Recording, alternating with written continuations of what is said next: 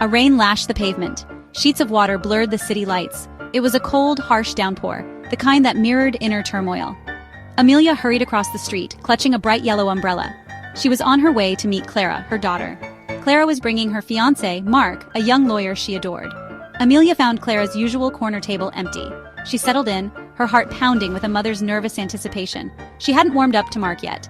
He seemed charming, successful, everything Amelia wanted for Clara, but something felt off. A figure emerged from the cafe's bustling interior, silhouetted against the warm light. He was tall, with broad shoulders, holding a familiar bright yellow umbrella. It was him. Mark. Where was Clara? Clara got held up at work, Mark explained, his voice apologetic. She'll be here soon. I hope you don't mind the company till then. Amelia managed a tight smile. She couldn't help but notice his kind eyes, the way his brow furrowed with concern. Maybe she had misjudged him. Clara arrived, bubbling with apologies and radiating happiness. She embraced Amelia, then Mark, her engagement ring sparkling. "Isn't this weather dreadful?" she exclaimed, settling into the chair beside Mark. As the evening progressed, however, the dreadful weather outside was eclipsed by a storm brewing within Amelia. Mark was everything Clara had described: intelligent, witty, and undeniably smitten with her daughter. Yet, with every shared joke, every loving glance he cast at Clara, Amelia felt a chill creep down her spine. He reminded her of someone from her past. A past she had locked away, buried deep within the recesses of her heart. A past that was better left undisturbed. The resemblance was uncanny, the way he tilted his head when he laughed, the particular shade of blue of his eyes. It was like looking at a ghost.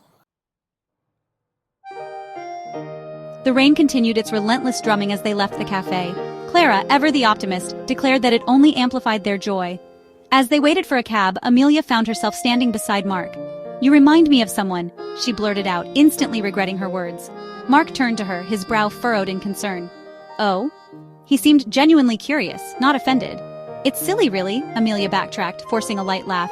"Just an old friend from college. No one important." She couldn't bring herself to reveal more. Not yet, not to him. The arrival of their cab broke the awkward silence. As they drove away, Amelia glanced back at Mark through the rain-streaked window. His gaze was fixed on her, a strange mix of confusion and recognition? It couldn't be, could it? The days that followed were a blur of anxieties and suppressed memories. Amelia couldn't shake off the feeling that Mark was somehow connected to her past, to the one person she had loved and lost. She found herself scrutinizing his features in the photos Clara shared, each image deepening the mystery. One afternoon, Clara called, her voice laced with concern. "Mom, are you all right? You seem distant." Amelia hesitated, then poured out her heart to her daughter. She spoke of a summer romance, a love that had burned bright but flickered out, leaving behind a trail of what-ifs and regrets. A love that bore a striking resemblance to Mark. Clara listened patiently, then let out a soft gasp. "Mom," she said, her voice trembling, "I think I need to tell you something about Mark."